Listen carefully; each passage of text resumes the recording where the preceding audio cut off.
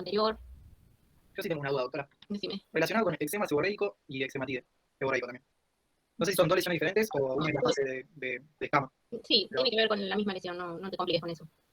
Tiene que ver con la misma y en general hay un aumento cualitativo de la liberación del sebo en ambos. Es lo mismo. bueno, Generalmente se asocia con el Pitirospora unuavale, con la forma patógena de la malacesia furfur, que es flora habitual, y genera ese descamado que se ve en la dermatitis seborreica. Bueno, hoy tenemos infecciosas, y como si fuese así, a pedido de boca, qué horrible lo que estoy diciendo, pero como si hubiera sido llamada, mi última paciente que termino de ver, ¿qué tenía? Una sífilis así, de libro. Así que, últimamente, lo que más veo es escabiosis, sífilis y enfermedad de piel boca, no sé, estas 2 últimas semanas, así. La sífilis que tengo, que les voy a, no las pasé a la compo, así que se las voy a compartir por ahí las fotos en el grupo cuando veamos. Son sífilis de esta semana, no estoy hablando de... Son cosas que uno no lo puede creer. Ya, bueno, no me voy a adelantar. Empezamos con las enfermedades infecciosas. Esto es consulta recontra frecuente, habitual, diaria. Es una de las que más se ven, las CTS, ¿no? Las dos vamos a ver en el día de hoy.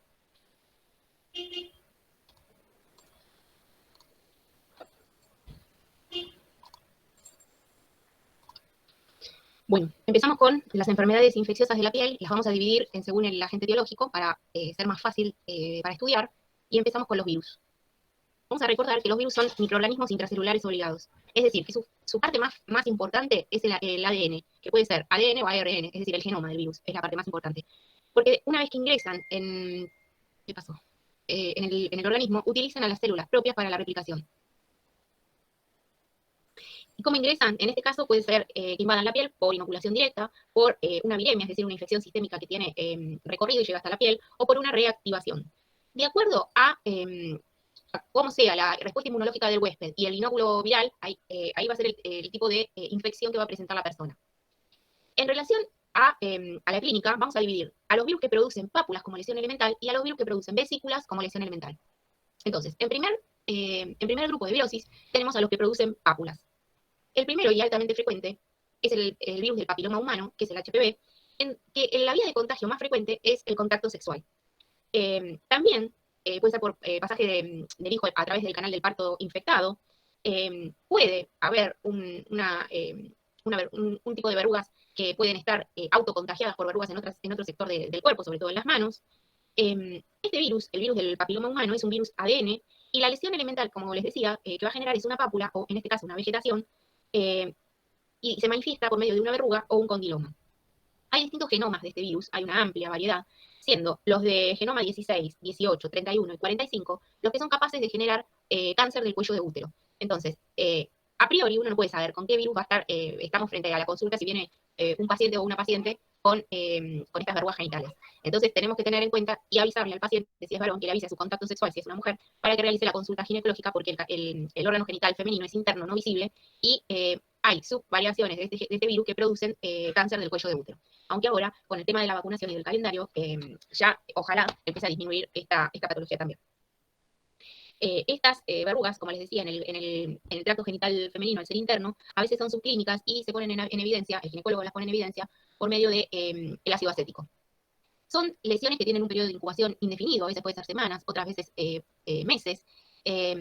La característica es que son recidivantes, rebeldes al tratamiento, y a veces hay lesiones inaparentes, como les decía, que el ginecólogo pondrá de manifiesto con el ácido acético.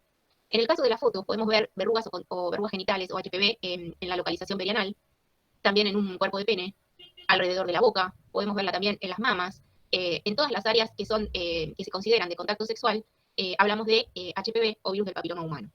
Esto, como les decía, es una consulta muy, muy frecuente. Cuando viene un paciente con este tipo de lesión a la consulta, se realiza o se solicita laboratorio con serologías para otras enfermedades de transmisión sexual, porque se infiere que si no se cuidó, puede llegar a presentarse otro tipo de enfermedades en forma concomitante. El tratamiento es bastante rebelde. A veces se utilizan ácidos como el tricloroacético. El tema está en que este tipo de ácidos los topica el médico, entonces hay que citar al paciente todas las semanas para generar esta topicación, porque no es muy fácil, no se va con una topicación.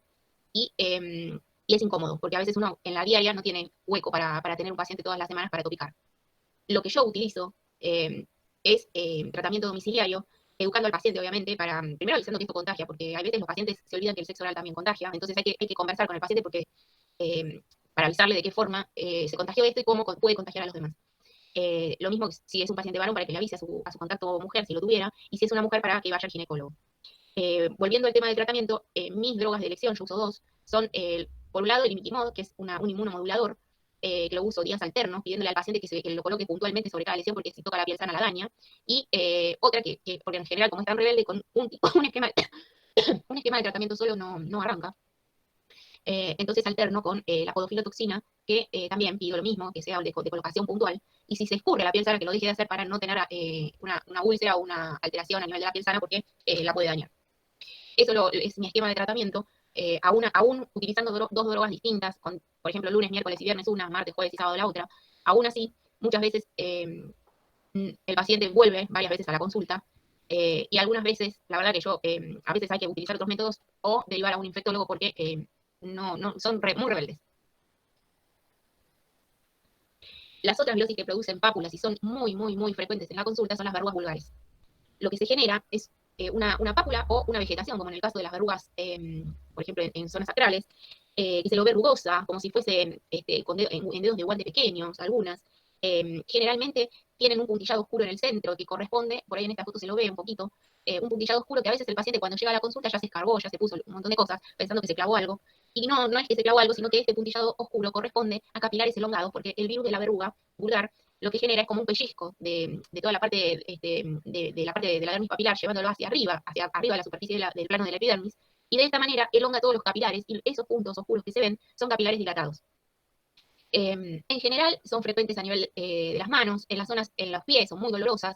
En estas áreas, tanto en manos como en pies, en zonas de apoyo en general, a veces no se las ve con la forma, como en este dedo, con la forma que uno se imagina una verruga, sino que se lo ve más bien así, de esta manera, y corresponde que son zonas de apoyo, y las verrugas se hacen endofíticas, se hacen para adentro. Entonces lo que viene es una lesión similar a esta, con este puntillado oscuro, y que si yo la pellizco, duele al pellizco. Eso, aunque no tenga la forma, ¿no? Que uno piensa que puede llegar a tener una verruga, corresponde a una verruga plantar, en este caso.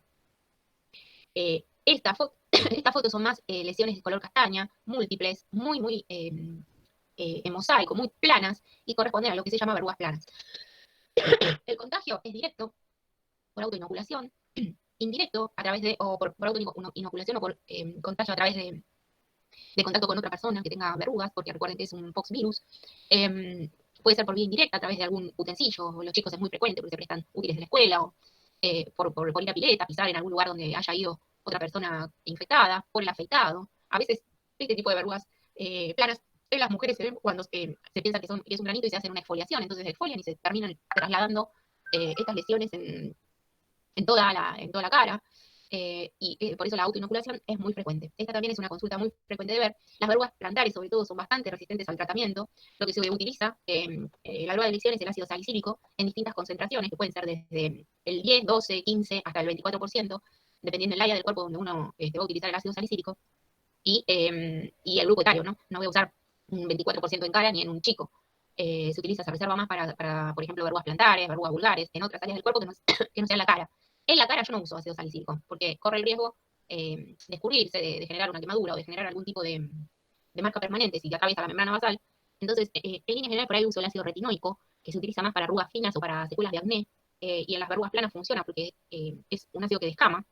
En general funciona. También utilizo el imiquimod a veces, que es el que usaba las verrugas genitales, avisándole al paciente, porque no hay un paciente que no le da prospectos. Entonces dice, usted me dio algo que es para verrugas genitales y yo lo tengo en la cara, así que eso también hay que avisar.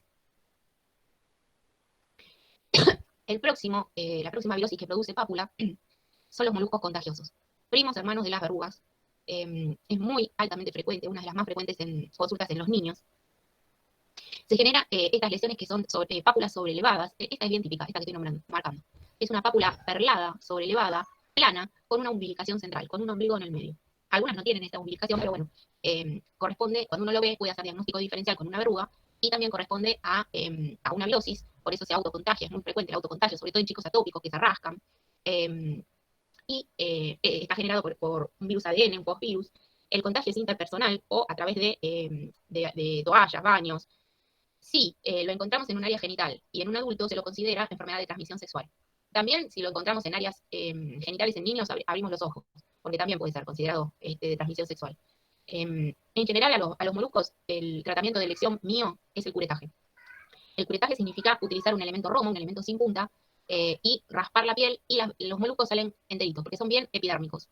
no dejan cicatriz y salen completos, como si fuese una perlita, en la mayoría de los pacientes. Ayer, por ejemplo, vino un nene que no salió el molusco completo y salió el contenido nada más, pero en general salen las perlitas completas. Y ese es mi tratamiento de lesión. También se puede usar el ácido salicílico, también se puede usar el imiquimod, pero en general también son bastante rebeldes al tratamiento y vas a tener al paciente, si no se lo sacas, vas a tener al paciente 20 veces en la consulta. Entonces yo de una prefiero utilizar una crema anestésica como la lidocaína, el 2%, que se la colocan una hora antes, el día que vienen a la consulta, y es ligeramente anestésica, tampoco es anestésica, y si el chico es colaborador, yo se lo saco. Prefiero hacer eso antes que correr el riesgo de que la madre le ponga cualquier ácido y le deje una marca permanente. Dijimos que las virosis las dividíamos en papulosas y en vesiculosas. Ahora vamos al grupo de las vesículas. Y como consulta re frecuente vamos a tener al herpes virus. Al herpes virus simple o herpes virus 1 y 2, que al principio o en un tiempo se podía diferenciar que el herpes virus 1 era el orofacial y el virus 2 era el genital, pero ahora y siempre, pero bueno, por distintos temas y prácticas privadas, no se puede diferenciar de qué tipos de virus estamos hablando. En general, se caracteriza por lesiones que en la epidermis y en las mucosas se van a generar por la diseminación de este herpes virus de tipo 1 o 2, que queda dormido o acantonado en una fibra sensitiva a nivel de los ganglios sensitivos y que permanece en latencia durante bastante o corto tiempo. Hay pacientes que tienen recurrencias frecuentes, pero en general es bastante tiempo, y que se puede reactivar a partir de un estímulo. Entonces, este virus, una vez que ingresa, después de la primoinfección, después de ese periodo de primoinfección, queda acantonado, dormido en un terminal sensitivo, y frente a a distintos factores desencadenantes, en general vuelven a generar estas vesículas que se caracterizan por estar, vesículas, recuerden, agrupadas en ramillete, que se caracterizan por aparecer siempre en la misma localización. A veces no es tan así, porque el paciente se autoinocula y podemos encontrar en distintas localizaciones, pero generalmente respeta la línea media. ¿Por qué? Porque recuerden que el virus va a quedar dormido o acantonado en un terminal sensitivo que va a estar de un lado. Entonces, en general, cuando vemos lesiones que no respetan la línea media y se parecen a un herpes virus, lo más probable es que sea un impetigo. Lo digo porque este es otro error que veo muy frecuente de las guardias, en donde la gente va y a todos le dan aciclovir y por ahí nunca se va a curar porque es un impetigo que se ve por ahí bastante similar. Más adelante lo vamos a ver. Y le están dando un antiviral. Entonces, recuerden ese detalle de que el herpes simple 1 y 2, o el herpes zóster, como vamos a ver en la próxima, respeta la línea media. Cuando no respeta la línea media, es un inmunodeprimido. Así que la regla es que la respeta. Entonces, recuerden que tenemos una primoinfección, un periodo de latencia y una reaparición o una reactivación del virus. El contagio es directo o por microgotas de secreción.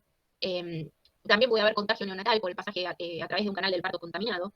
Y una vez la clínica produce un prodromos o una molestia previa a la aparición de estas lesiones a nivel de la piel, con una sensación de ardor, quemazón, molestia. A veces se inflama, si en el caso del labio, o en el caso genital mucho más molesto. Y el paciente que ya tuvo esto y que ya puede reconocer que le va a volver a aparecer, ese es el momento para la utilización de las cremas o del antiviral vía oral en caso de que hagas tratamiento, en realidad de las cremas. Porque una vez que aparecen las vesículas agrupadas en ramillete a nivel de la piel, por más que use aciclovir, va a tener un ciclo de 7 días. Entonces, el momento de colocación de la aciclovir o del antiviral en crema es el prodromos. A veces es tan molesto, tan pruriginoso, que con el rascado o en la boca, sobre todo, se sobreinfecta, también en la mucosa genital, se sobreinfecta con alguna bacteria y hay que hacer tratamiento también por esta sobreinfección. Otras veces, como les decía, este periodo de reactivación, que algunos pacientes por ahí se da en 1 o 2 veces al año, y los factores que lo desencadenan son, por ejemplo, la exposición solar, que baja las defensas a nivel de la piel, un bajón de defensas por cualquier patología asociada, o proceso febril, o infección, o neoplasia, o estrés mismo. A veces hasta el ciclo menstrual en las mujeres, actúan como factores de reactivación o factores desencadenantes de esta reactivación. Como les decía, algunos pacientes es esporádica esta reactivación y en otros es muy frecuente. Y cuando se genera un cambio a nivel de su comportamiento, por ejemplo, de su conducta sexual o que produce mucho malestar, y se considera que tiene más de 6 reactivaciones en un año, se puede hacer tratamiento supresivo por vía oral con antivirales por vía oral. Los más usados son el aciclovir y el valaciclovir, pero el valaciclovir es más caro, el más usado es el aciclovir, y se realiza este tratamiento supresivo que es largo, genera, hay que tomar este aciclovir durante por lo menos 6 meses, y recordemos que no es curativo, no es que va a tomar esta medicación y nunca más va a tener esto, es para espaciar estos periodos de reactivación.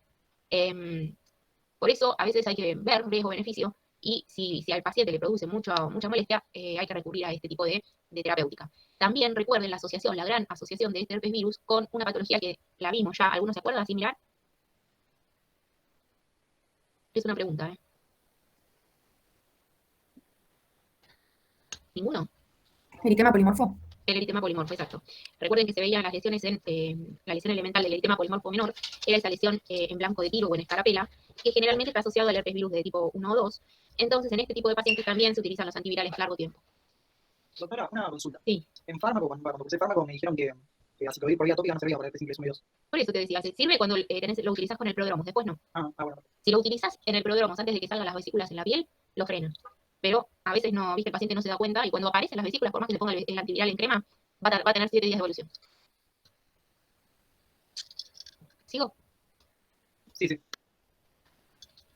El próximo virus que produce vesículas, en este caso también agrupadas y que siguen una metámera, es el virus varicela zoster, que es el número 3, y que tiene lesiones que, como les decía, como el nombre indica del virus, que es varicela zoster, la prima infección es la varicela, y el zoster sería la reactivación de este virus, que cuando aparece, hay que estudiar al paciente, pero se lo considera para neoplásico. En general, aparece, si el paciente no está inmunodeprimido por alguna causa, aparece siguiendo la metámera del nervio en donde se encontró alojado. Recuerden que queda como dormido o acantonado en un terminal nervioso, y sigue el trayecto de ese nervio. Y recuerden la línea media, o el cuerpo está dividido en dos a partir de la línea media, porque el paciente va a venir con el imaginario de que esto se le va a unir la cabeza con la cola y lo va a estrangular, o esas cosas pasan en la consulta. O va a venir lleno de cruces porque fue a la curandera del barrio, o fue a la guardia y el médico de guardia le dijo que esto no lo curaba la medicina y sí la curandera. Pasa también. Y esto corresponde entonces a la reactivación del virus varicela zoster en un paciente al que le bajaron tanto las defensas que hizo que esto se manifieste. El otro día yo les decía, cuando hicimos en el práctico, que muchas veces el zoster aparece también el prodromo como el simple, y es tan doloroso que a veces, si es del lado izquierdo del tórax, simula un infarto. Y a veces el paciente va a la guardia pensando que está infartado y no llegan a un diagnóstico porque todavía no tiene lesiones a nivel de la piel. Y el peligro ahí es que generalmente le dicen es algo muscular, le inyectan un glucocorticoide parenteral y por supuesto cuando aparezcan las lesiones va a ser una explosión, porque le estás bajando las defensas a una lesión viral. Y es muy, muy doloroso. Cuando tengan un paciente con un zóster, avísenle que cuando desaparezcan las lesiones a nivel de la piel, le va a quedar una neuralgia posherpética que puede llegar a durar años, dependiendo la afección o la destrucción que este virus le haya generado a la vaina de mielina que recubre al nervio.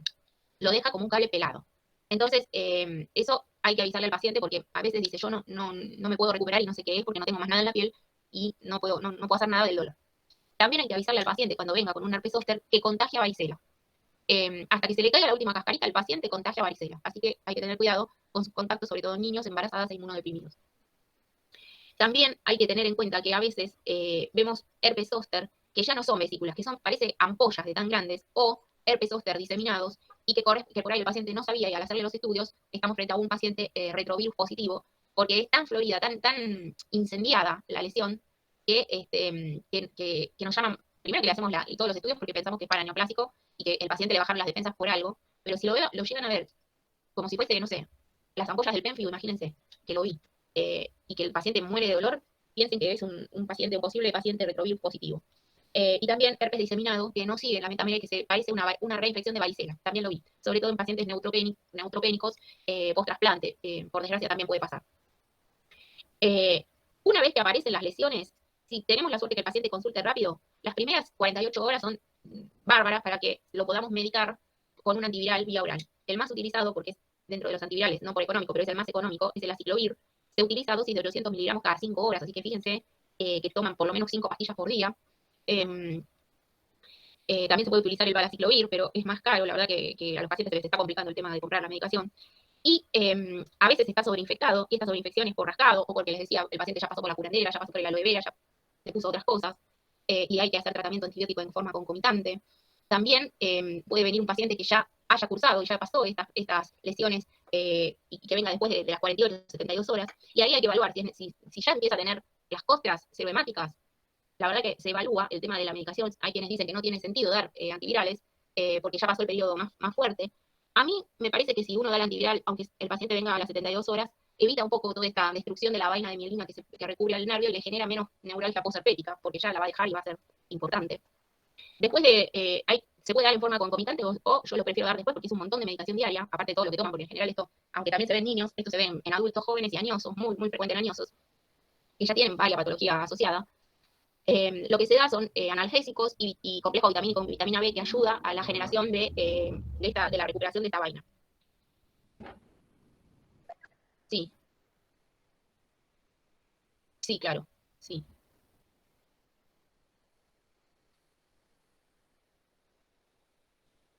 Cayó medio mundo. Sí, contagia varicela, sí. Y más siendo maestra y estando en el grupo etario de niños, que en general, bueno, tienen la vacunación, pero el grupo más frecuente de contagio de varicela son los niños. Así que seguramente a alguien contagió. Y no tendría una clínica muy florida, porque si no, estaría algún grito, porque los pacientes vienen muy doloridos, ¿eh?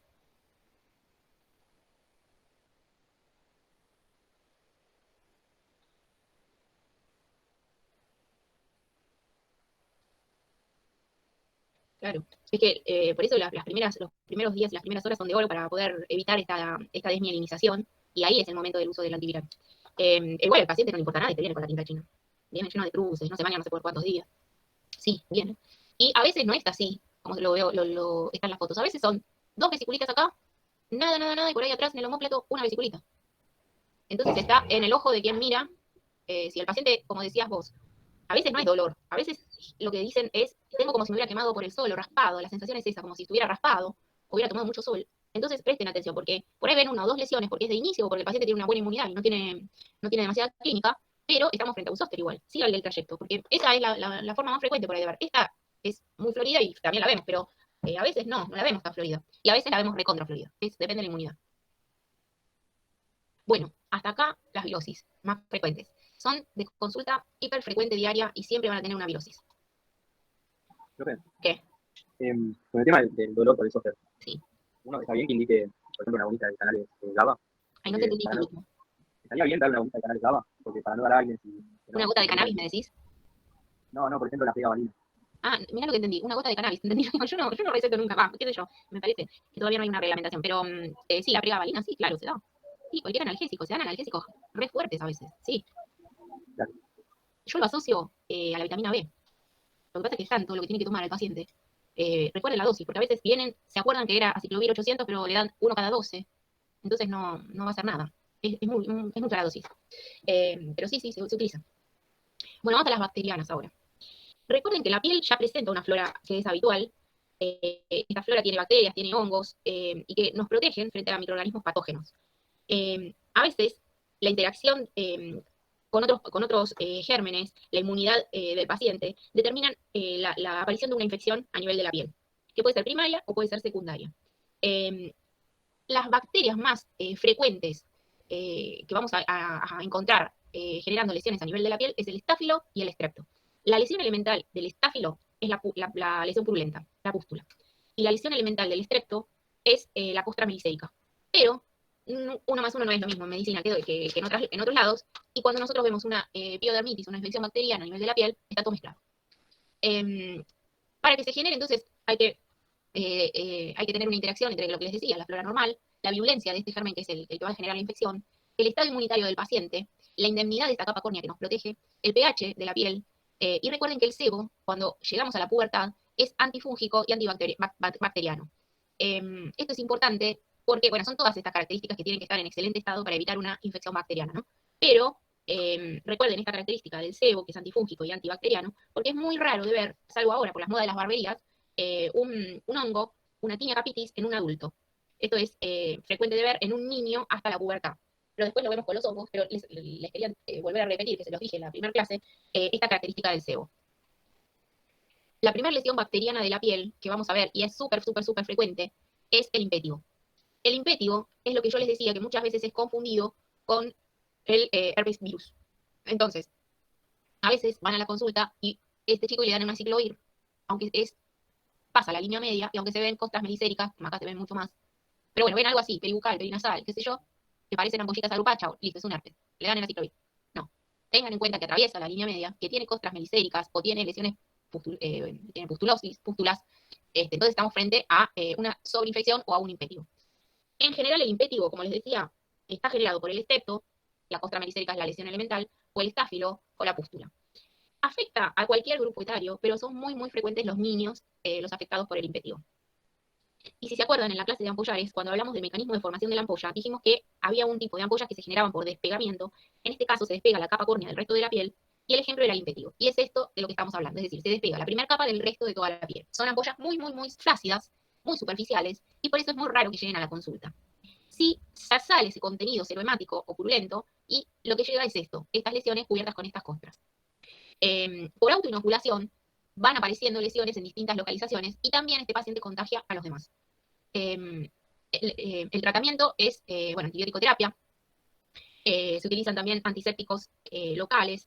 Yo doy bastante el agua blanca de Codex, que es un antiséptico que se compra en la farmacia, o el agua de Albur, que se diluye con la misma cantidad, es decir, en partes iguales, con el agua fría de la canilla, y se realizan compresas como para ir sacando todo esto pegoteado que es microbiano. Entonces, indico el agua blanca diluida al medio en compresas y después secar despacito en golpeteo, y utilizo cremas con antibiótico y antiinflamatorio local. Y utilizo antibióticos por vía oral dependiendo de la gravedad. Por ejemplo, en estas personas utilizaría antibiótico por vía oral. Si veo más un estrepto, por ahí una penicilina, si veo más pústulas, una cefalexina, en general, el más utilizado es la cefalexina, en este caso porque es un antibiótico que concentra bien en piel. A veces esto está precedido por un herpes simple, que el paciente se tocó, o es un chico. Y muchas veces también hay que preguntar si tuvo un resfrío previo, porque es muy frecuente en este tipo de situaciones. Después tenemos una lesión que se llama ectima, que no es frecuente, también está generada por los mismos microorganismos, estáfilo, estrepto, puede ser también por pseudomonas, que empieza como una vesícula superficial y que rápidamente invade, es decir, se hace como una úlcera en saca-bocado, se lo llama así, porque se hace rápidamente invasiva hasta la hipodermis. Es una úlcera, en general, de un diámetro chico, pero profunda. Es el ectima. El tratamiento, el mismo.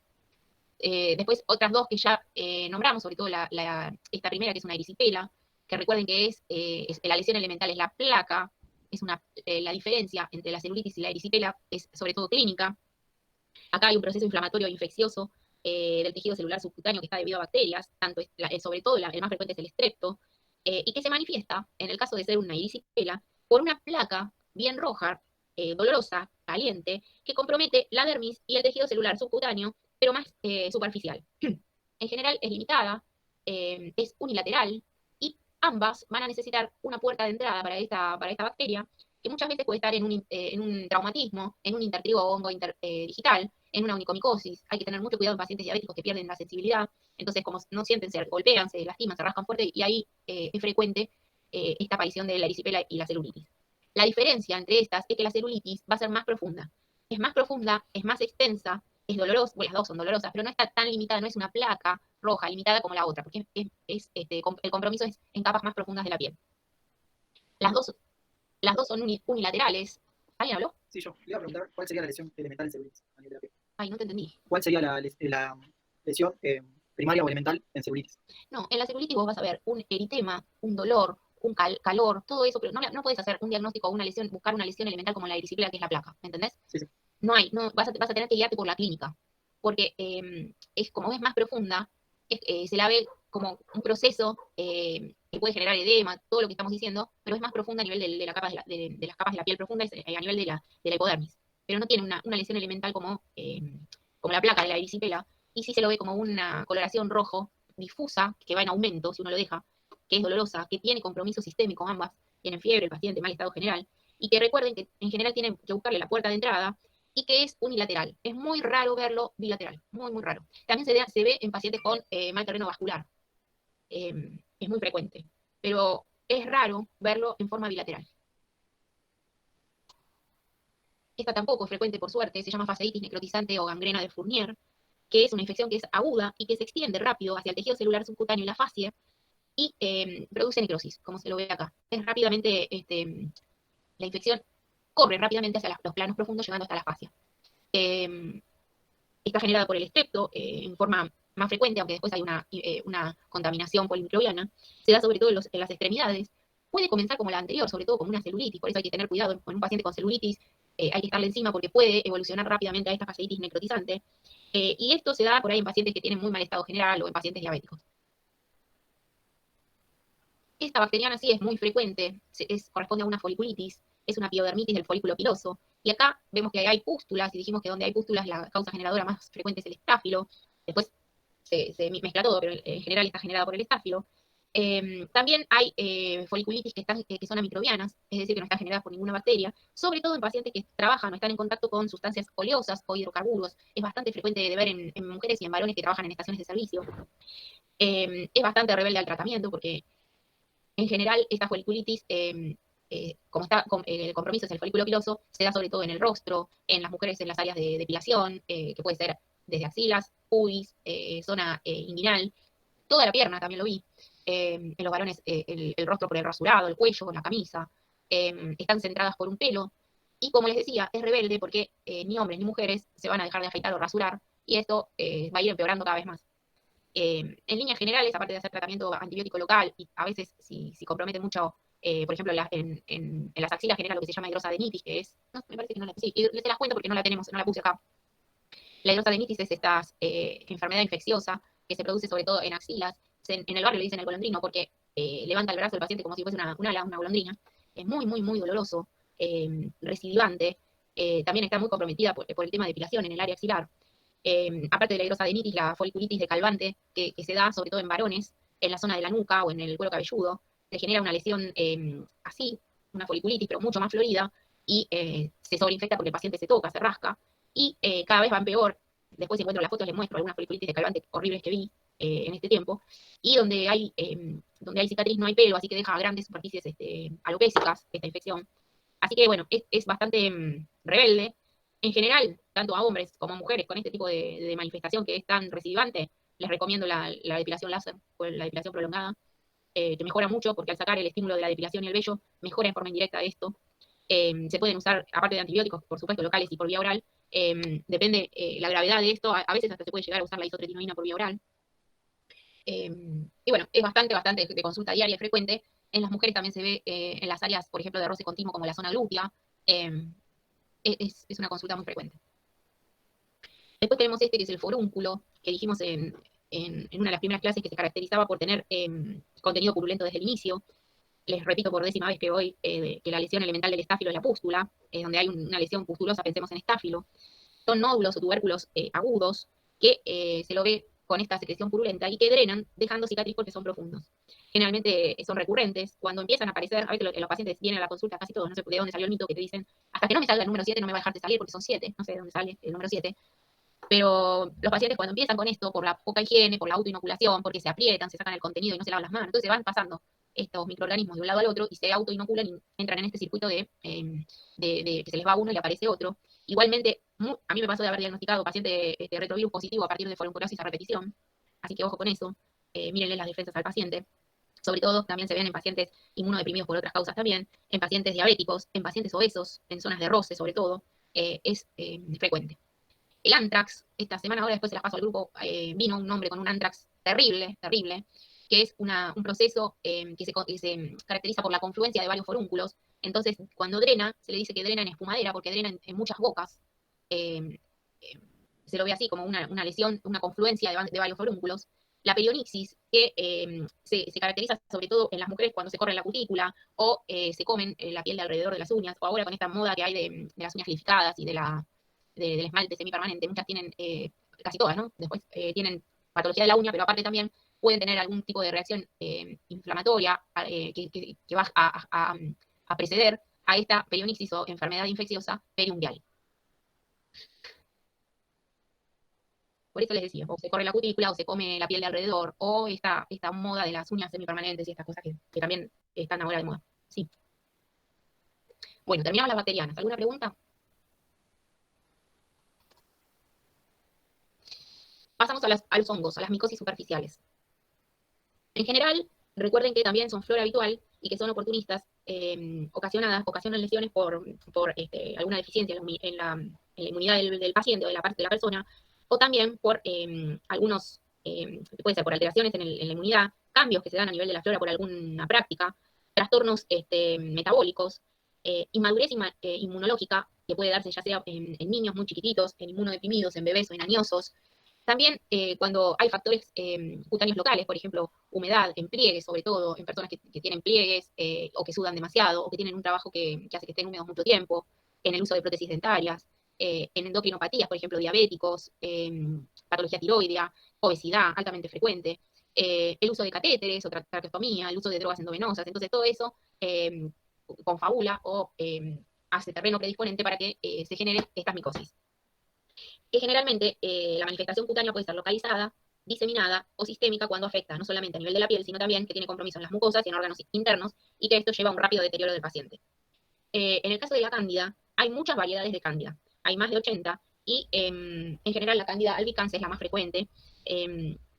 Existe una resistencia natural a la infección por cándida, que va a depender sobre todo de esto que les decía, que es la competencia entre la levadura de la flora habitual por los nutrientes de la piel, también por el factor candidostático del suero.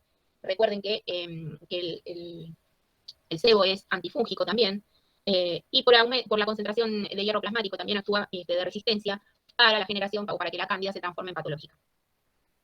Es una levadura saprófita que tiene capacidad de producir micelios y que las formas clínicas más frecuentes o la afección más frecuente es sobre todo a nivel de la mucosa. En la mucosa oral produce lo que se llama muguet o algodoncillo, que se caracteriza por tener una apariencia como si fuese de un algodón o de una superficie blanquecina en la mucosa oral, en la lengua, en el velo de paladar, en las encías, puede llegar hasta el esófago, depende de la inmunidad del paciente, que tienen la característica de que se desprenden fácilmente. Se parece a la leche cortada, que si uno agarra una tacita y pasa sobre la superficie mucosa, la puede desprender. Y esto genera ardor, dolor. Esto es característico de la cándida. Acá la vemos, por ejemplo, generando el muguet o algodoncillo, sobre todo en niños. También se ven añosos, en inmunodeficientes. Se expresa rápidamente este hongo. Después, la próxima afección mucosa frecuente es la quelitis angular, que también se la conoce como las boqueras, que son lesiones eritematosas, fisuradas. Recuerden las clases de lesión elemental en donde la fisura era la pérdida de sustancia a nivel de la piel sin solución de continuidad, que se da en las comisuras bucales. Esta sería la foto. En general es frecuente de ver en pacientes diabéticos, también en pacientes que usan prótesis dentales, algunos pacientes que tienen, que con el paso del tiempo se producen estas bocas como que tuvieran la comisura para abajo, por la flacidez. En esos pacientes también es frecuente por depósito de la saliva, entonces donde hay humedad y hay hongo, el hongo fascinado, y esto se llama entonces quelitis angular. También son frecuentes las vaginitis y la balanopostitis, con la generación de un proceso inflamatorio, una leucorrea o un flujo blanco, espeso. En el hombre se da sobre todo en el surco, en el glande o en el surco balano prepucial o en el prepucio. Son lesiones, como les decía, que tienen como una superficie blanquecina que si se retira dejan como un puntillado o como pequeñas erosiones secundarias con ardor, dolor. También es frecuente la cándida del pañal en infantes o en añosos que utilizan pañal. Puede ser, se la ve como una placa eritematosa, a veces tienen una escama como untuosa, tiene áreas denudadas, inflamatorias, puede tener lesiones satélites más allá de las áreas del pañal, y es bastante frecuente de ver. Los intertrigos, como en esta foto, intertrigo se llama a todo el compromiso de las áreas de pliegue, en este caso el pliegue submamario, también el pliegue subabdominal en personas que tienen pliegue. Sí. Una pregunta, en esa foto que estás mostrando, ¿cómo hacemos para diferenciarla, por ejemplo, de una psoriasis invertida? Porque la imagen era más o menos similar, se dan los pliegues. Sí, el diagnóstico diferencial perfectamente, como vos decís, es la psoriasis invertida. Si llega un paciente así, en general, en primer lugar, yo tengo que pensar en la causa generadora más frecuente, y la causa generadora más frecuente es un hongo. Entonces yo lo trato como si fuese un hongo. Igualmente no es fácil de hacer un diagnóstico de psoriasis invertida, porque yo voy a utilizar también acá una crema aparte de antimicóticos, con algún corticoide, que también es lo que utilizaría en una psoriasis invertida, ¿entendés? Pero en general, el modo, si no vas a hacer diagnóstico diferencial histológico, es decir, no vas a hacer una biopsia en esto, pero si necesitaras hacerlo, ahí podrías tener un diagnóstico de certeza de psoriasis invertida. O porque el paciente no arranca y no funciona con el tratamiento que vos le des para el intertrigo, que va a ser raro. Pero en general, clínicamente se las ve muy iguales. Muy parecidas, porque son lesiones rojas, sin escama, que generan prurito y que se localizan en las áreas de pliegues. Así que, en primer término, yo pienso que es un hongo, porque la frecuencia indica que el hongo es lo más frecuente. Pero también, en segundo, allá atrás en mi cabeza, puedo pensar que estoy frente a una psoriasis invertida. No sé si te contesté. Sí, gracias. Como les decía, el intertrigo corresponde a las lesiones que se dan en todos los pliegues: el pliegue del cuello, el pliegue retroauricular, el pliegue axilar, los pliegues interdigitales. Esta es re frecuente de ver, esta consulta, todas, ¿no? Todas las que vimos hoy, pero esta es muy frecuente, sobre todo en pacientes que tienen pliegues grandes, que acumulan la humedad en esa área. En pacientes diabéticos también hay que pedir laboratorio para ver si el paciente no es diabético. Y tienen prurito intenso, la piel está macerada, por rascado pueden tener costras meliseicas porque se sobreinfectan, y es recidivante. Después tenemos otra manifestación de la cándida, que es la onicomicosis por cándida. A priori, cuando viene una uña así comprometida, por ahí puedo pensar que es una cándida porque se le dice a esta lesión como gota de aceite, como si fuese una gota de aceite. pero no, a priori yo no puedo distinguir si esta onicomicosis es por cándida o es por otro hongo. En general, lo que yo hago con una onicomicosis es pedir un examen micológico directo y cultivo para ver bien si es una cándida o si es un dermatofito, que son las dos hongos más frecuentes que generan onicomicosis. Y si el paciente, bueno, en el laboratorio, ¿no? Si el paciente no toma ninguna medicación que impida o tiene un hepatograma que está competente, se utilizan antimicóticos por vía oral. En líneas generales, en la cándida lo que se utiliza es el fluconazol. El fluconazol le pega a la cándida. La dosis que se utiliza son 300 miligramos por semana. Localmente, también cualquier crema antimicótica.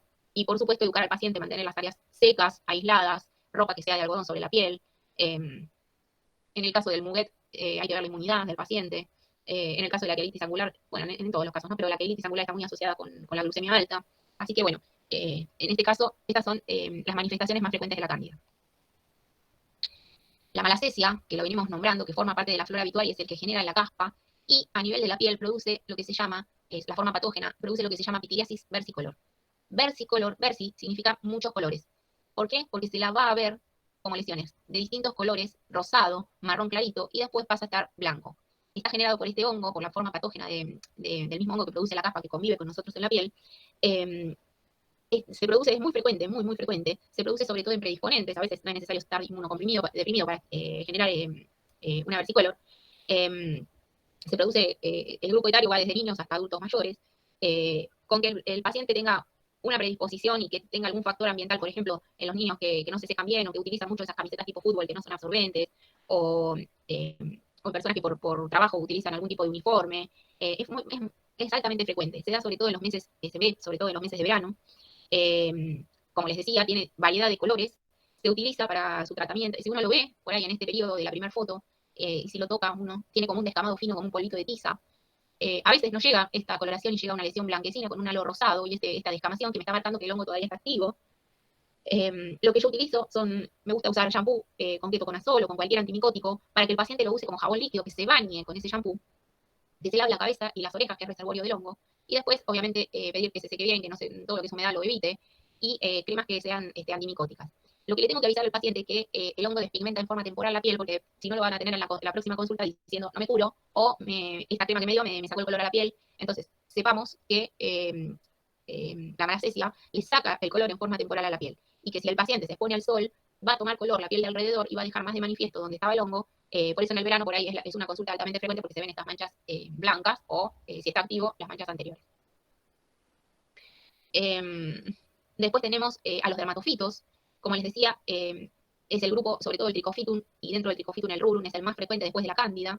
Genera lo mismo que la cándida, por eso no es fácil de diferenciar. Intertrigos, acá tenemos un intertrigo submamario, un intertrigo inguinal, un intertrigo interdigital. También lesiones a nivel de la piel, que se caracterizan por tener un borde bien activo y un centro más bien color piel normal. En general es por contagio desde un animal doméstico a la persona. En la piel se ven así, como lesiones redondeadas, con el borde bien marcado. En el cuero cabelludo, de niños sobre todo, por tercera vez les recuerdo que se ve en niños porque el sebo es fungistático, produce lo que se llama tiña. La tiña del cuero cabelludo se caracteriza por presentar una superficie que va a tener pelos, depende de qué hongo sea el generador, pero en general tiene pelos cortados en distintos niveles, o son alopécicas, y tienen un fondo sucio, eritematoso, descamativo, pruriginoso, y eso las diferencia de la alopecia areata, que es la pérdida de pelo con un cuero cabelludo completamente normal o limpio. Hay pacientes, sobre todo niños, en donde se genera lo que vemos en esta foto que se llama Kerion de Celso. El Kerion de Celso se da en niños que tienen, se da como una respuesta inmunológica exagerada a esta tiña. Entonces, esta respuesta inmunológica exagerada va a producir un daño inmenso en el cuero cabelludo, que a veces es bastante difícil de tratar, y que a veces deja grandes superficies alopécicas cicatrizales, es decir, que va a dejar alopecia para toda la vida. Y esto, les vuelvo a repetir, es por una exageración del sistema inmunológico al detectar a este dermatofito, y la producción de como si fuese una secreción que se sobreinfecta, aparte se genera una secreción purulenta, y atraviesa la membrana basal dejando grandes superficies alopécicas. También tenemos la onicomicosis generada por el Trichofitum. Les diría que es dentro de la onicomicosis, es el 80% de frecuencia, el otro es por cándida, pero el Trichofitum, sobre todo el rubrum, es el más frecuente. Y sé que es un Trichofitum porque pedí un examen de uñas, no porque lo vea y me diga, sí, este es un Trichofitum. Pero a veces permite diferenciar, verlo y pensar, bueno, este paciente tiene una cándida por el tipo de lesión que genera en la uña. El tratamiento de la onicomicosis, que esto no se los dije, es largo. Entonces hay que decirle al paciente que no se desaliente, que tenga paciencia, porque en general tratan de abandonar el tratamiento enseguida, porque no ven respuesta rápida. ¿Por qué? Porque las uñas crecen muy lento.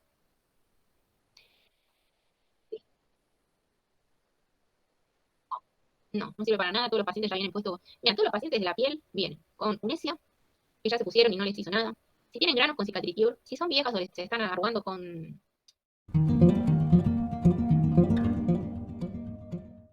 unesia, que ya se pusieron y no les hizo nada.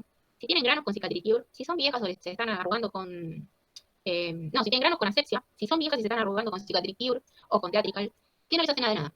Así que es mejor venir al médico, ver qué hongo tenés, hacer un hepatograma y un laboratorio, ver tu función hepática y renal, a ver si podés recibir el antimicótico, y los de elección para la cándida, el fluco.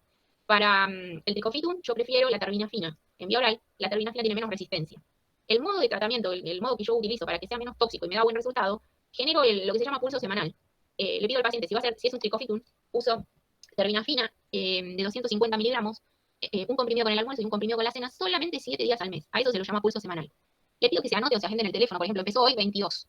El 22 de mayo, el día de mi cumpleaños, empieza el otro pulso. ¿Se entiende lo que digo? Empieza esa semana el mismo día todos los meses. Y teniendo en cuenta que esto es lento y que lleva su tiempo. Bueno, listo los hongos. ¿Paso para el otro o alguien quiere preguntar algo? El grupo de la zoodermatosis, también, re frecuente, está generada por, sobre todo en el caso de la sarna, el agente etiológico es el ectoparásito Sarcoptes scabieirominis. Es un parásito externo, en donde el modo de contagio más frecuente es el interpersonal. También se pueden contagiar a partir de compartir ropa, toallas, cama. En general, cuando hay uno en el grupo familiar, se contagian todos. Este ectoparásito, se llama así porque es un parásito externo, la hembra ingresa y labra galerías, que no se las ve, por supuesto, en la clínica, pero el libro dice como que cava galerías a nivel de la capa córnea y desova a nivel de estas galerías, generando este proceso inflamatorio y lo que se llama lo que genera el prurito, que tiene la característica de, en pacientes inmunocompetentes, salvo en niños, respeta la cara y que es sobre todo prurito nocturno. Entonces, cuando venga un paciente y les diga, me pica y no puedo dormir, le pica a mi mamá, a mi hijo, a mi pareja, a quien sea, es decir, ya tengo dos características que me hacen pensar que estoy frente a una sarna. Lo miro y le veo lesiones sobre todo en las zonas calientes del cuerpo, los laterales de los dedos, las muñecas, la parte de los brazos, la parte interna de los brazos, la parilla costal, las zonas genitales, las mamas. Es muy frecuente. Cuando lo miramos, no, obviamente no vamos a ver estas galerías, pero vamos a ver algo parecido a lo que se ve acá en la foto, que son lesiones como puntitos, como puntiformes, eritematosos, muy pruriginosos. El paciente está hablando como se está rascando. Ya te dijo que no puede dormir, así que ese es un datazo que te está tirando, que tiene a más de uno en su casa con lo mismo. Es sarna hasta que se demuestra lo contrario. Todo lo que sea calor empeora el cuadro. Consulta semanal puedo llegar a ver 20 sarnas, así que miren la frecuencia de la consulta de la sarna, es muy frecuente. Cuando se da en adultos, también se puede considerar de contacto sexual. Se da también, se transmite por, como les decía, por ropa, por toallas, por ropa de cama. Es bastante rebelde al tratamiento. ¿Por qué? Porque es muy difícil que laven bien toda la ropa, que todos empiecen el mismo día, que todos laven bien la ropa todos los días, sábanas, toallas incluidos. Es difícil, a veces los pacientes tienen bastante recidiva, o se cura uno y va y está con otra, se vuelve a juntar con otra persona que no hizo bien el tratamiento y se vuelve a contagiar. En general, les decía que salvo en los niños, respeta la cara. En los niños, sobre todo en lactantes, es frecuente de ver en la cara, en las palmas y en las plantas, porque el niño se apoya en la madre y ahí se contagia, el niño seguramente se contagió de su madre. Entonces, se puede ver en la cara y en las palmas y plantas, aparte del resto de la piel. En inmunodeprimido se lo ve como en la foto, es muy contagioso, se llama sarna noruega, y es por esta inmunodeficiencia, y se caracteriza porque en el inmunocomprometido también toma la cara, y genera estas lesiones que son muy pulverulentas, como que descaman mucho, y que esto se da por alergia, y es altamente contagioso. Cuando hay un paciente inmunocomprometido con sarna en un hospital es un problema, porque nadie lo quiere atender porque es rápidamente contagioso. Se llama sarna noruega. Lo que les decía, el modo de tratamiento, por lo menos el que yo elijo, es la permetrina al 5%. La permetrina al 1% es para los piojos, la permetrina al 5% se utiliza para la escabiosis. El parásito tiene un ciclo, así que se usa días, por ejemplo, primero, cuarto y octavo día, por el ciclo del parásito. Se le pide al paciente que se coloque la permetrina, en este caso en crema, desde el cuello para abajo, cubriendo bien toda la superficie de la piel, y lo deje actuar 8 horas. En niños chiquitos y embarazadas yo no uso permetrina, lo que utilizo es la vaselina sulfurada, y el porcentaje generalmente es al 6%.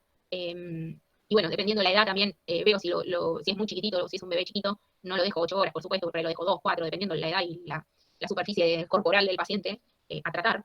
También se usa el lindano, yo no lo utilizo demasiado porque en una época decían que tenía efectos adversos encefálicos y la verdad que yo no lo utilizo. Tampoco soy muy amiga de la ivermectina vía oral, que es el Seculo que se usa según los kilos de peso. No soy muy amiga de la ivermectina porque el paciente no hace bien el tratamiento de la ropa. Entonces, cuando yo doy la ivermectina, ahí les pido que hagan bien el tratamiento de toda la ropa, porque si no, el paciente a los días lo tenés de vuelta en la consulta. El tratamiento de la ropa es diario, toda la ropa que tiene puesta, las sábanas, las toallas, todo lo que tiene que lavar todos los días, las mantas, las camperas, todo lo que no se puede lavar se deja cerrado en una bolsa durante 10 a 15 días y si puede ser al sol mejor. Cuando no es una familia por ahí muy limpia o personas que están en hogares de ancianos o muchos miembros de la familia, o por ahí a veces el padre está separado de la madre y en la casa del padre tienen todos, esto porque los cuentan los pacientes, y la madre le hace el tratamiento pero el chico vuelve a ir y se vuelve a contagiar. En este tipo de poblaciones es re difícil de tratar porque la recidiva es muy, muy rápido, sobre todo en hogares de ancianos, en donde se contagian todos. Justo ayer vi un abuelo que lo traían sus hijos en los hogares, bueno, aparte de mezclar la ropa de todos, de lavar la ropa de todos con todos, por ahí no realizar bien el tratamiento indicado, no sé cuál es la causa, todas esas causas juntas, creo, hacen que esto sea incortable en la academia. Después tenemos otra zoodermatosis, que son los piojos, la pediculosis, que depende el área donde se encuentren, van a ser distintos tipos de piojos, no es el mismo pediculosis capitis que el pediculus corporis o el cruris. El cruris es lo que se le dice la lailla en el barrio. Son ectoparásitos también, bastante difíciles de combatir en algunos grupos etarios, por ejemplo en niños, en etapa escolar. El pediculus corporis, la verdad que yo vi uno, increíble lo que vi. Se da sobre todo en personas indigentes o con baja higiene. Y el cruris se considera de contacto sexual, también lo vi. No con tanta frecuencia, el más frecuente por supuesto es el capitis, pero estos dos también son frecuentes. El tratamiento de elección es la permetrina, también se usa la ivermectina, ahora que tiene bastante poca resistencia, así que anda bien. Y bueno, sacarlo, por supuesto, sacarle bien las madres, las liendres, porque se vuelven a reinfectar. Otra que tenemos con frecuencia es la pulga. La pulga tiene la característica de estar en general es del animal, pero si el animal se va o pobrecito fallece o pasa algo y la pulga deja de tener su lugarcito, puede generar lesiones a nivel o atacar al humano. Y se caracteriza porque cada vez que salta pica. Entonces se le dice que lesiones así seguiditas, se le dice desayuno, almuerzo, cena, son lesiones papulosas, pruriginosas. Y esta característica que le decía, desayuno, almuerzo, cena, hace que pensemos que puede ser por una pulga. En general, tampoco es que viene a la consulta y yo digo, te pico una pulga. En general vienen porque se les asocia una vieja conocida nuestra, que es el prurigo. También en todas estas, en las piojos hay asociación y puede haber prurigo, en la sarna también. Bueno, ya me fui. Bueno. ¿Hasta acá bien? ¿Alguna pregunta? Son súper frecuentes estas, Súper, súper, súper frecuentes. De consulta diaria, diría. ¿Sigo o están recansados?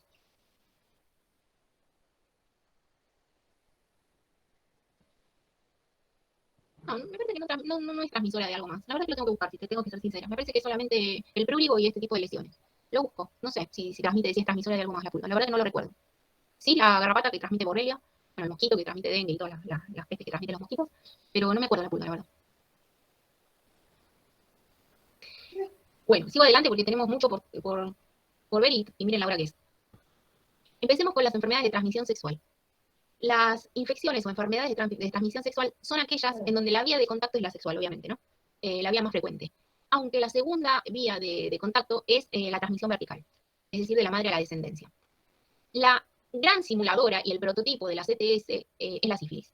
La sífilis va a estar generada por el agente etiológico, es el treponema pallidum, que es una espiroqueta, es microaerófila móvil, no se cultiva artificialmente, que se caracteriza porque no existe inmunidad natural en la sífilis. El tratamiento precoz con la penicilina genera la curación bacteriológica, pero hay que avisarle al paciente que no deja inmunidad residual. ¿Qué significa? Que si el paciente hace el tratamiento que yo le indico y vuelve a estar con la persona que la contagió, se vuelve a contagiar de sífilis. Así que eso es una de las cosas más importantes que le tenemos que avisar al paciente. La característica en todos los estadios, la característica de las lesiones es la endarteritis obliterante, que se produce por unión de este treponema pálido a las células endoteliales y va a ir generando la lesión de las distintas, que vamos a ir viendo en los distintos estadios. Como les dije al principio, la transmisión más frecuente es la sexual, la segunda es la transmisión vertical.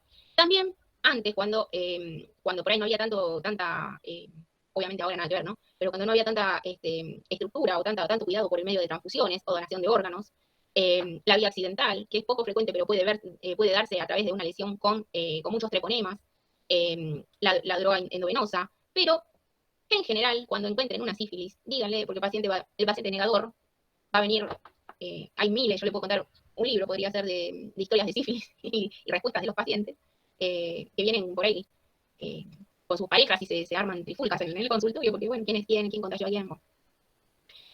Si clasificamos a la sífilis, lo podemos hacer por medio de una clasificación epidemiológica, y en este caso vamos a hablar de sífilis reciente, temprana o precoz, cuando estamos frente a una sífilis que va desde la inoculación hasta los primeros 2 años.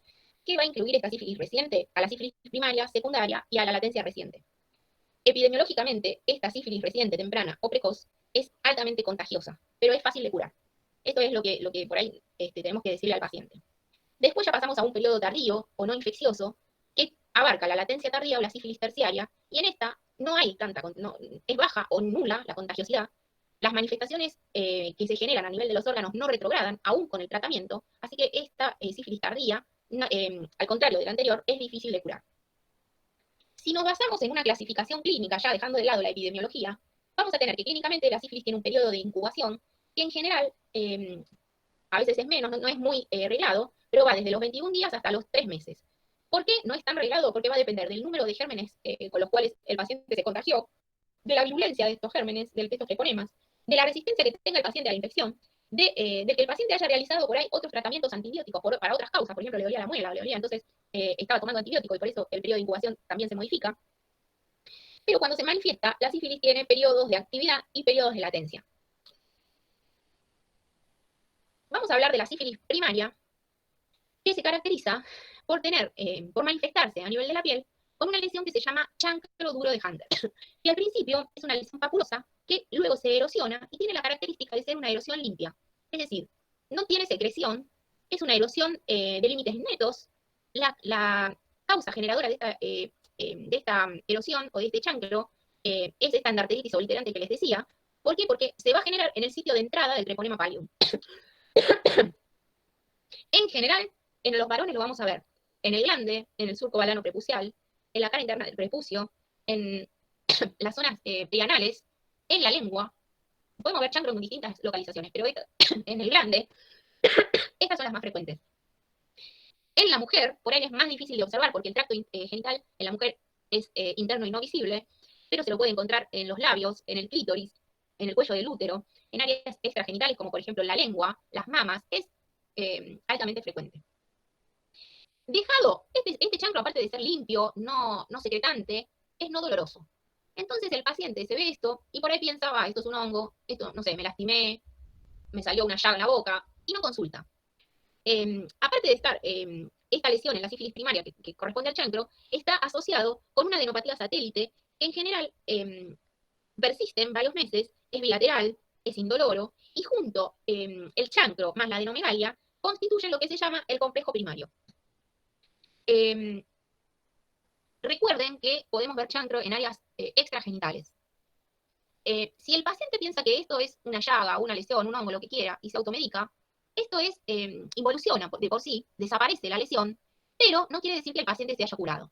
Ahí el paciente va a entrar en la primera latencia, o la latencia temprana. Podemos tener, como les decía, voy a volver a esta un ratito, que en general el chancro es único, pero podemos tener chancros atípicos cuando podemos encontrar chancros múltiples, que se da sobre todo en inmunodeprimidos por penetración simultánea de treponemas por varias puertas de entrada. Podemos tener lo que se llama la sífilis decapitada, que es cuando no se produce el chancro tal cual lo estamos viendo, porque el paciente estaba realizando algún tratamiento antibiótico por otra causa. Podemos tener una sífilis, un chancro sobreinfectado, y ahí sí va a ser un chancro sucio, secretante, doloroso. Podemos estar frente a una sífilis asociada con otra ETS o enfermedad de transmisión sexual, entonces está coinfectado el paciente, entonces el chancro pierde las características. Entonces, lo que quiero decir con esto es que no solamente vamos a ver un chancro limpio, que es el más frecuente, el chancro limpio, pero si no, podemos ver otros tipos de manifestaciones. Entra entonces, como les decía, si yo quiero hacer diagnóstico bueno, después vamos al diagnóstico, no me voy a anticipar. entra entonces, liberado a su libre evolución, en una latencia primaria. A veces, este chancro va a coincidir con el segundo periodo de la sífilis, que es la sífilis secundaria. Ahora, después les voy a mostrar pacientes que vi en esta semana, 2 pacientes muy floridas, que tenían el chancro de inoculación o la sífilis primaria en forma coexistente con la sífilis secundaria.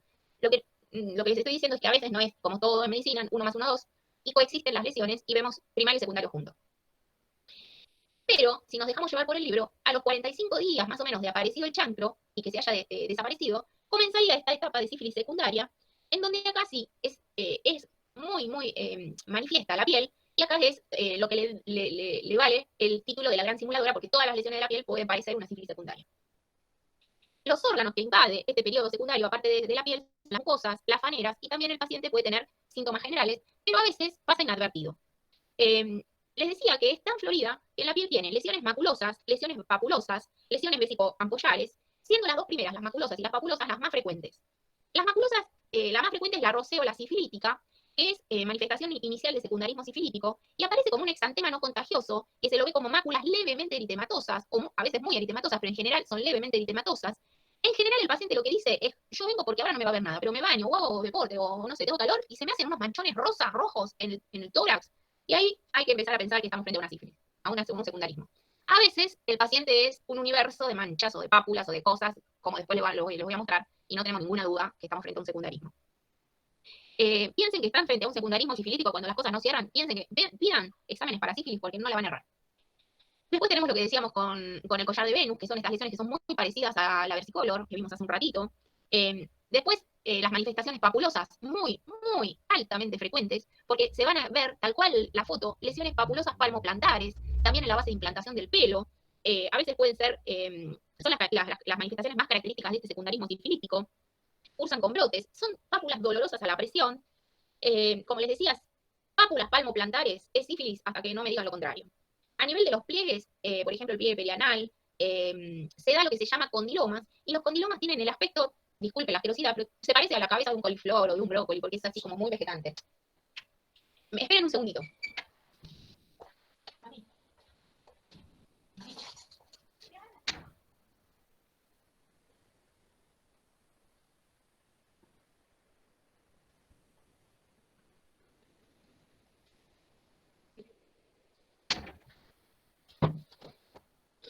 También podemos tener lesiones papulosas en las comisuras bucales que parecen las gelitis angulares. Es frecuente. Todas las lesiones de la piel pueden parecerse a este secundarismo sifilítico. En las faneras, que les decía que tiene compromisos a nivel de las faneras también, muchas veces el paciente viene por caída de cabello, y yo a todos les pido la BRL, y me doy sorpresas cuando me viene una BRL reactiva, y esta caída de cabello no cicatrizal difusa es de causa sifilítica. También, ojo, cuando el paciente viene y les dice, no sé por qué perdí la cola de las cejas, se me cae la cola de las cejas, eso es síntoma de sífilis. Puede haber compromiso en el estado general. Generalmente, el 80% de los pacientes tiene poliadenopatías constantes y precoces, tiene ligera hepatoesplenomegalia, reacciones meningias pasajeras, puede comprometer cualquier órgano interno, pero no es altamente frecuente, porque, por suerte, es raro que se llegue a una sífilis terciaria. Sí, casi siempre se detecta previo, o porque el paciente nota algo, o porque le hacen un preocupacional y le piden la BRL, o un laboratorio por otras causas, y el paciente por ahí no se dio cuenta que tenía una sífilis, pero por esta alteración del laboratorio viene a la consulta. Si lo dejamos también a este periodo evolucionar, desaparece. Y entramos en el segundo periodo de latencia, y después, que como les decía, este periodo de latencia, tanto el primero como el segundo, son sin clínica, no tienen ninguna manifestación, y son detectados ya sea porque se hicieron estudios de laboratorio por alguna causa y aparece la BRL reactiva, o porque van a entrar a un trabajo, o porque se casan, o una mujer embarazada, que es ley pedir la BRL en todos los trimestres del embarazo, o bueno, porque tiene el antecedente de un contacto sospechoso, o porque se ve algo en la piel o en las mucosas, entonces ahí el paciente puede llegar a venir a la consulta. Si así todo no viene, vamos a tener una sífilis terciaria que es poco frecuente, por suerte, no tiene adenomegalias, es no resolutiva, como les decía al principio con la clasificación epidemiológica, es decir, que no cura, y no contagiosa. En el caso, la lesión que genera la sífilis terciaria se llama goma, que es todo ese reblandecimiento, ¿se acuerdan al principio que dijimos que tenía distintas etapas? Y los órganos más comprometidos son sobre todo el sistema nervioso, el cardiovascular, generando con todo generación del granuloma que drena, reblandece y después produce cicatriz, generando lesiones muy graves.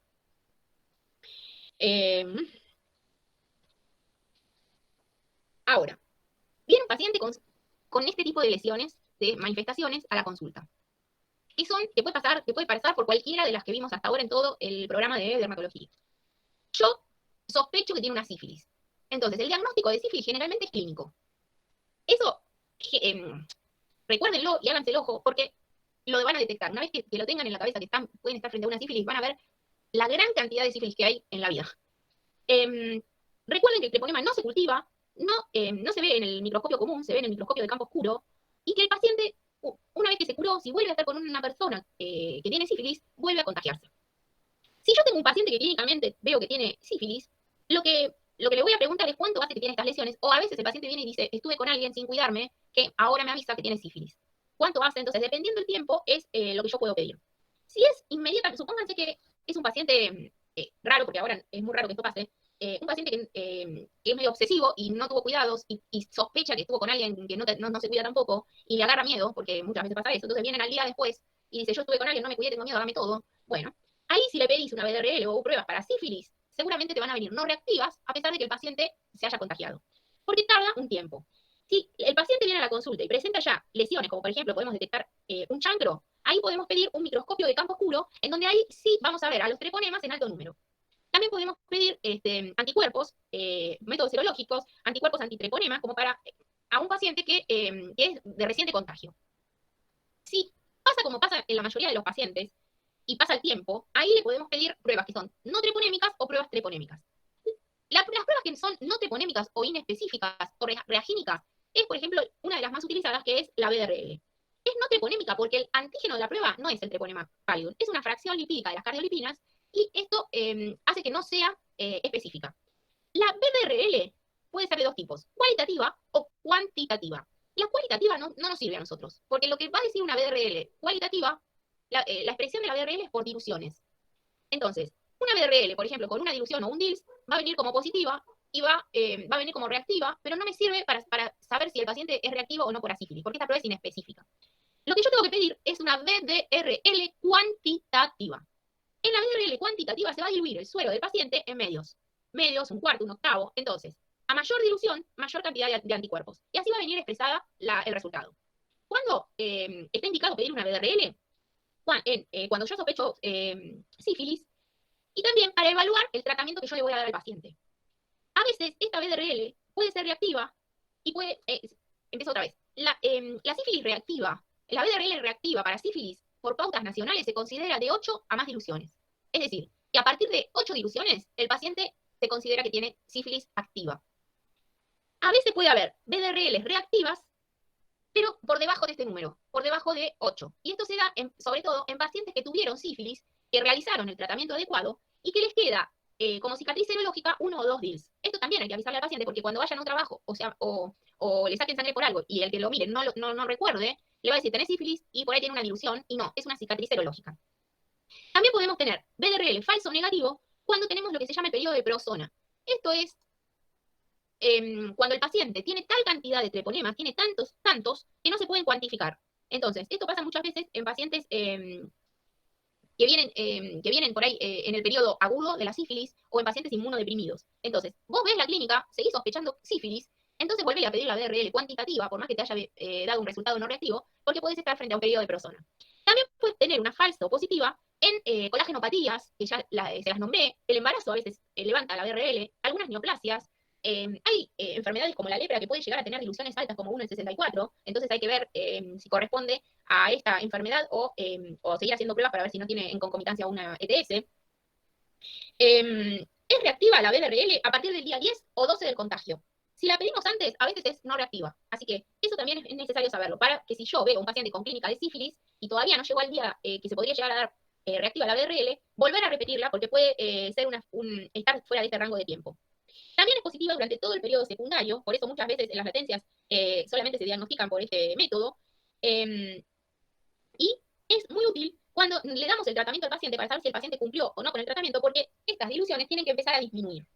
Así que es diagnóstico y evaluación del tratamiento. Eso es la BDRL cuantitativa. ¿Cuándo entonces, para repasar, no es reactiva? Antes del día 12, en sífilis con tratamiento precoz o que hicieron tratamiento por otras causas, antibiótico, que enmascara el cuadro, en el periodo de prosona, como les decía, esos son las BRLs no reactivas falsamente. Pero tenemos pruebas que son treponémicas, que son pruebas específicas, en donde acá sí el antígeno es el treponema pallidum y se mantienen positivas de por vida. Las pruebas pedidas son la FTABS, que es el antígeno antitreponemas extraíbles, que es muy sensible, se hace reactiva en la primera semana de aparecido el chancro, y si tenemos una FTABS reactiva o positiva, quiere decir que el paciente tuvo contacto con el treponema, porque el antígeno de esta prueba es el treponema. Puede haber falsos positivos, pero son los menos. Después tenemos otra, que es la TPHA, que es una prueba de aglutinación, que es un poco menos sensible. Recuerden que en el embarazo es obligación de hacerlo en el primero, en el tercero y en el parto, hacer la BRL. En el niño se hace al nacer. Si una mujer con sífilis no se contagia durante el embarazo y no hace los controles, puede generar un bebé con sífilis que puede ver desde manifestaciones que van desde el aborto temprano hasta un niño con sífilis prenatal que dependiendo del tiempo de embarazo en que se genere el contagio, del trimestre del embarazo, va a ser la gravedad. En los primeros, el contagio en los primeros trimestres genera lo que seguramente recordarán de infecto, que son esas fases características, la nariz sencilla de montar, los dientes de Hutchinson, las tibias sensables. Por suerte son las menos, pero alguna mujer no se controla durante el embarazo, puede ser que esto se dé. El tratamiento de elección de la sífilis, yo doy penicilina hasta que me traigan que son alérgicos a la penicilina. Porque el tratamiento de elección es la penicilina benzatínica. Depende de quién lo dé, es la cantidad de dosis. Yo doy 2.400.000 y me gusta el esquema antiguo, en donde lo mantengo una por semana durante 4 semanas. Siempre hay que pesquisar los contactos porque hay que hacer tratamiento también. En el caso de sífilis en una embarazada o con neurosífilis ya se da la penicilina sódica. Bueno, es endovenosa la sódica, así que hay que internar al paciente. En el caso que los pacientes sean alérgicos a la penicilina, porque la penicilina no se la va a aplicar nadie si no se hace una prueba previa de reacción alérgica, si el paciente es alérgico, se dan tetraciclinas, la doxiciclina, la aminociclina, el ceftriaxone, las cefalosporinas, la citromicina. Pero bueno, para mí el tratamiento que me deja más tranquila es la penicilina. Se considera criterio de curación si el paciente cumple con el tratamiento. Cuando vamos pidiendo la BDRL y las diluciones van bajando, recuerden que generalmente no llega a cero, en general, siempre deja una cicatriz serológica. Por eso, si el paciente que tuvo sífilis en un momento atraviesa las 8 diluciones otra vez, quiere decir que se recontagió, y es bastante frecuente que esto pase, pacientes que no se cuidan o promiscuos. Y recuerden siempre que es la gran simuladora y que todo puede ser sífilis. Otra ETS que vemos, que yo no, la verdad que vi muy poco, que es el chancroide o chancro blando. El agente etiológico es el Haemophilus duqueschi. Tiene un periodo de incubación de 1 a 3 días. Aparece una lesión que es vésico-pustulosa, que se ulcera y se disemina por continuidad. En general, son lesiones múltiples, sucias, dolorosas, malolientes, con adenomegalias duras, dolorosas, que drenan, que el paciente viene a la consulta con las piernas abiertas porque no puede caminar del dolor. Eso es característico del chancro blando. Es muy doloroso. A veces coexiste. Después el linfogranuloma venéreo, la clamidia trachomatis es las variedades L1, 2 y 3 es el agente etiológico. La clínica tiene distintas etapas, un periodo primario que es una erosión, parece un chancro fugaz, es indoloro, o también puede semejar a un herpes. Después tiene un periodo secundario que se caracteriza porque los ganglios regionales se adhieren entre sí, forman como un conglomerado, como se lo ve acá, y puede fistulizar por múltiples bocas. Y después un periodo tardío con esta fistulización a nivel de órganos internos. Después las manifestaciones cutáneas del HIV, que en general todo puede estar asociado al HIV por la inmunosupresión, desde patologías bacterianas, micóticas, por parásitos como vimos hoy, todo lo que vimos hoy en el HIV, por supuesto, en más. Cuando vean una lesión muy florida, sospechen, por ejemplo, un forúnculo o en recurrencia o muy sospechen HIV, cuando vean una sarna muy manifiesta que toma la cara. Bueno, tengan en cuenta que en el HIV todo se puede manifestar en más. Bueno, largo, intenso y muy, muy, muy frecuente de ver todo. ¿Alguna pregunta?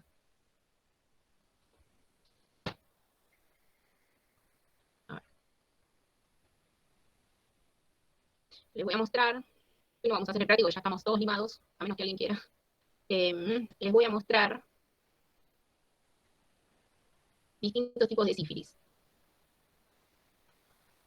Se las voy a mandar al grupo porque no las tengo acá en la compu. Así que si tienen WhatsApp abierto, así todos podemos mirar. Este primer paciente es un paciente que deambuló en pandemia por múltiples lugares, hizo tratamientos por múltiples alergias y se comió varias inyecciones de corticoides. Él consultaba por esta última foto, ¿las ven? Sí, Abren los micrófonos porque va a ser más rápido para hablar y para... Consultaba por estas lesiones que tenía en el tórax y en el abdomen, que no es una reacción alérgica que no se me va. Eso me vino a decir. Yo lo vi, ya me di cuenta, porque tengo el ojo de por vieja, ¿no?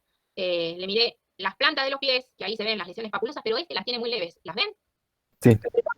Pero en este muchacho todo era bastante discreto. Yo sospeché sífilis porque ya les digo, tengo el ojo viejo ya, pero era bastante discretito. Ahora aparece esta semana. Esta semana me pude llevar sífilis. Dígame después Antrax, para que les muestre también el Antrax que vi. No, en general no es como dice el libro, que ves el chancro y al tiempo aparece el secundarismo, ves todo junto. Aparece esta segunda sífilis. Miren la diferencia con la anterior. Ay, Dios, ya abrí. Ay, ¿dónde lo mandé? Me muero. No, Ah, ¿lo mandé al grupo? Ay, casi infarto. Ay, no lo mandé al grupo. Si yo no lo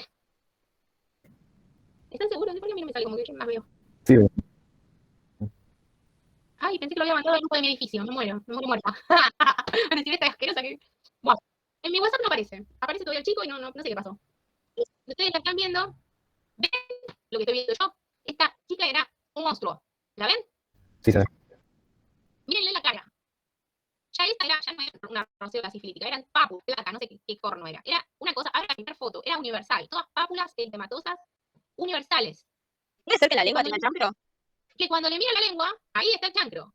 ¿Entendés? Entonces, no solamente, ella venía preocupada por su cara. ¿Qué me pasó? ¿Qué tengo? No sé qué tengo, nadie me dice qué tengo. Y me salen estos granos, así vino, esta semana fue. Me salen estos granos que no se me van con nada. Y que me aparece, todo esto después me apareció en todo el cuerpo. Yo no sé qué tengo. Entonces, hablando, le miro la lengua, le veo chancro. Ella después trae el laboratorio, pero después me cuenta que así es el humano, ¿no? Que se había separado de su pareja, pero con esto había tenido contacto con otra persona. Así que yo digo, la cabeza y la asquerosidad del ser humano, porque así como está, tuvo contacto con otra persona. O sea que el otro se contagió esta semana. ¿Qué te parece? ¿Qué te parece? La semana próxima o dentro del mes. Es una cosa de no terminar.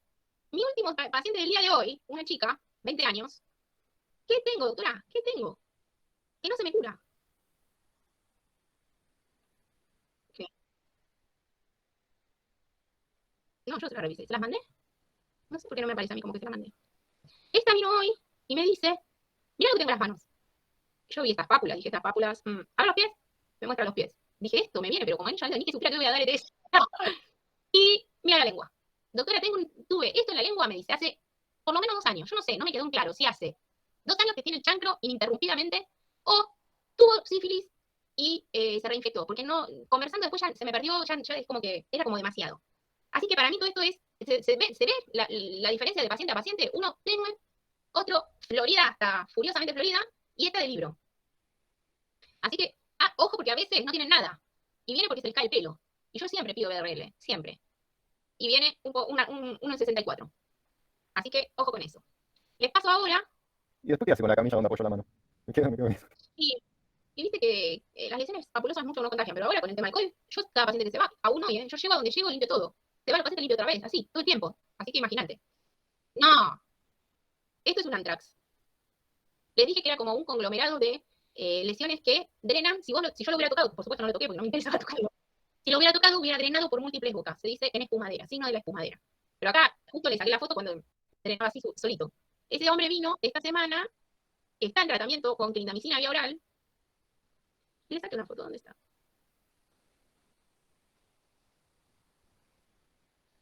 Creo que mi teléfono está. Acá está. Esta es la foto de antes de ayer que lo vi. Con clinda, aún así, está así. Clinda y tratamiento local, ¿no? La última foto es de una clase que vimos antes de ayer. Se las muestro porque le hice una nueva biopsia. Corresponde a un LED. La última no es de algo infeccioso, pero ya que ahora estoy mirando fotos asquerosas de mi teléfono, se las muestro. El LED, el lupus discoideo crónico, el lupus localizado a nivel de la piel. Bueno. creo que no tengo más fotitos para mostrar. Sí, tengo un montón, pero no. Después háganme acordar que tengo un Nevo como nunca vi el día que vemos Nevos el lunes.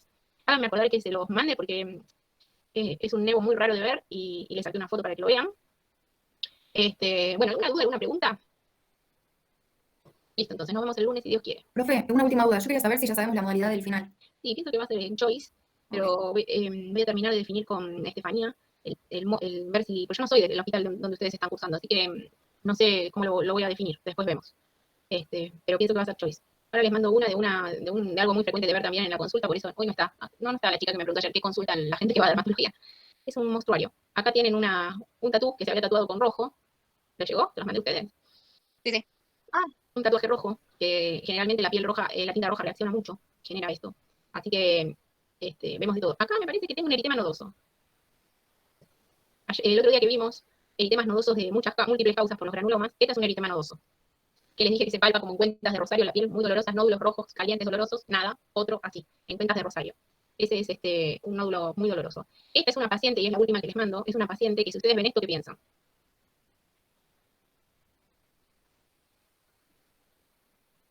Pénfigo, quizás. En un pénfigo, muy bien pensado. No es un pénfigo. ¿Saben qué es? Una dermatominia. Ella se escarba la piel hasta generarse esto. No tiene, solamente es donde le da la mano, donde llega con la mano, el cuero cabelludo, se hizo una alopecia. Después la voy a buscar la foto porque la tengo. Se había hecho toda una alopecia inmensa. Bueno, la cabeza. Bueno, nos vemos el lunes. Gracias, doctora. Buen fin de semana. Chau. Chao.